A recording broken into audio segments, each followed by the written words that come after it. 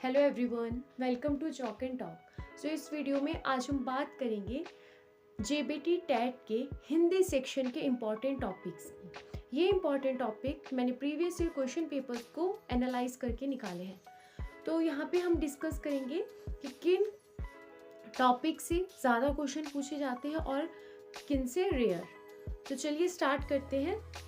तो सबसे पहले हमारा जो रहता है जेबीटी टैट में क्या रहता है, हमारा जो मैक्सिमम क्वेश्चंस होते हैं वो ग्रामर से पूछे जाते हैं। कुछ ही क्वेश्चंस होते हैं, रेयर क्वेश्चंस होते हैं जो कि हमारे अदर होते हैं। बाकी हमारा मैक्सिमम रहता है वो रहता है ग्रामर। और ग्रामर भी ये नहीं है कि आपका बहुत एडवांस ग्रामर रहता है, बहुत ही ईजी ग्रामर रहता है और उसके कुछ ही गिने चुने टॉपिक रहते हैं जहाँ से हर बार क्वेश्चंस पूछे जाते हैं। तो सबसे पहले बात करते हैं भाषा ज्ञान की। तो आपको भाषा का ज्ञान होना चाहिए, कहाँ से अराइज हुई, क्या इसकी हिस्ट्री है, क्या है। तो थोड़ा आपको बेसिक इसके बारे में नॉलेज होनी चाहिए भाषा के बारे में। उसके बाद है बोलियाँ।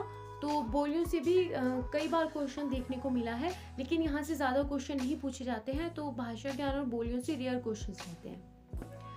देन नेक्स्ट इज व्यंजन। व्यंजन से हमारे बहुत ज़्यादा क्वेश्चन देखने को मिलते हैं और हर बार देखने को मिलते हैं। उसके बाद बात करते हैं वाक्य की। वाक्य के भी बहुत ज़्यादा क्वेश्चन देखने को मिलते हैं। आपको ये बहुत अच्छे से करना है, व्यंजन भी और वाक्य भी। फिर आ जाता है अव्यय।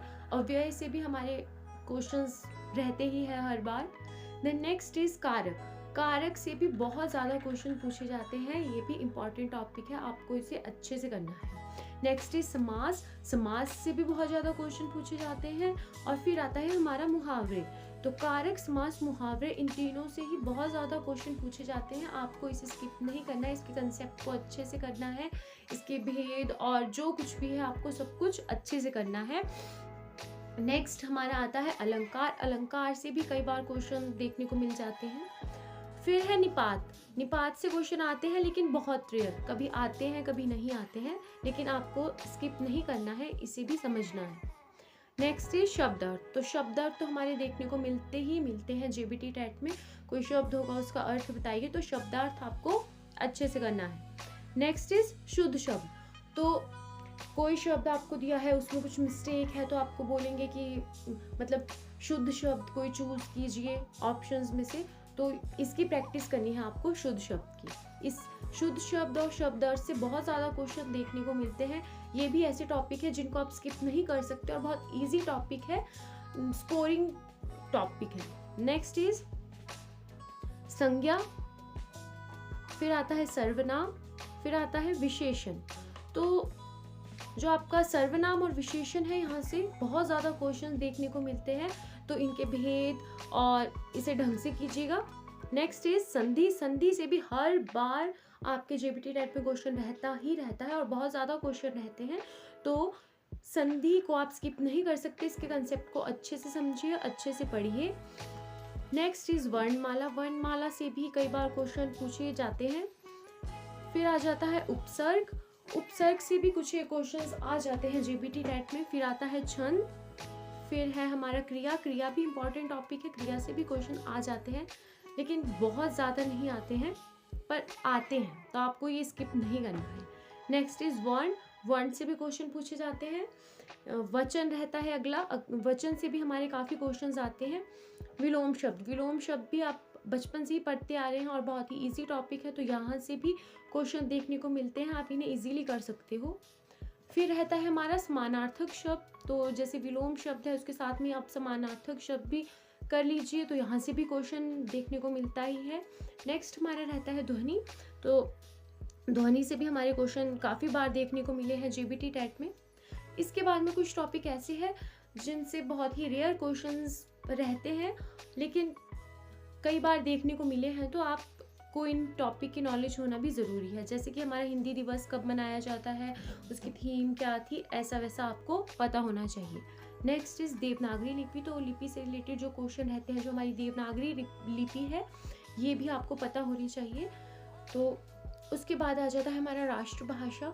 तो राष्ट्रभाषा से क्वेश्चन रहते हैं लेकिन रेयर रहते हैं, कई बार आता है कई बार नहीं आता है, लेकिन आपको अच्छे से पता होना चाहिए। मतलब जो भी राष्ट्रभाषा से रिलेटेड हमारे कॉन्स्टिट्यूशन में जो भी आर्टिकल्स है, कुछ भी है, वो सभी। अब बात करते हैं गद्य और पद्य की। तो गद्य और पद्य से रेयर क्वेश्चंस रहते हैं, बट रहते हैं, कई बार हुआ है कि यहाँ से क्वेश्चन आए हैं, तो आपको गद्य और पद्य भी पढ़ने हैं। उसके बाद में हमारा रहता है कथन के लिए एक शब्द का प्रयोग। तो जैसे कुछ भी होता है, आपके एक वन लाइन है, तो उसको आप एक वर्ड में कैसे डिफाइन करोगे, उसके लिए क्या वर्ड यूज़ किया जाता है, तो ये आपको आना चाहिए, इनको आपको अच्छे से पढ़ना है। बहुत सारे ऐसे कथन है जिनके लिए एक शब्द का यूज़ करते हैं, और वो भी आपको वो वाले कथन करने हैं जो मोस्ट रिपीटेड है, बार बार आते हैं। नेक्स्ट इज़ कविता। तो कविताओं से रिलेटेड भी कुछ क्वेश्चंस पूछ लिए जाते हैं, यहाँ पे कौन सी कविता किसने लिखी जो बहुत फेमस है, या कुछ इस तरह के क्वेश्चंस। फिर हमारा रहता है ये बात की हमने कविता की, इसके बाद है कवि। तो कुछ फेमस कवि है, उनकी कुछ फेमस पोएम है, तो उससे रिलेटेड भी कुछ क्वेश्चंस हमारे यहाँ बन जाते हैं। फिर बात करते हैं प्रेमचंद का उपन्यास। तो प्रेमचंद के उपन्यास से एक आधी बार क्वेश्चन देखने को मिला है, काफ़ी रेयर क्वेश्चंस रहते हैं यहाँ से, लेकिन रहते हैं, तो आपको इसे भी अच्छे से देख लेना है एक बार। फिर हमारा आ जाता है तुलसीदास की रचनाएं। तो तुलसीदास की हमारी जो भी मेन रचनाएं हैं, फेमस है, तो उनको कर लेना है अच्छे से आपने, यहाँ से भी क्वेश्चन देखने को मिला है। फिर हमारे जो वेद है उनसे रिलेटेड जो भी क्वेश्चन बनते हैं, कौन से वेद में क्या है, जो मेन क्वेश्चंस है कम्पिटिटिव एग्जाम्स में जो रिपीटेड क्वेश्चंस रहते हैं, यहाँ से आपको वो कर लेने हैं। फिर महाभारत से रिलेटेड भी कुछ क्वेश्चंस कई बार आ जाते हैं, जैसे महाभारत की रचना किसने की, इस तरह के जो काफ़ी इंपॉर्टेंट क्वेश्चंस है, उन क्वेश्चन को करना है।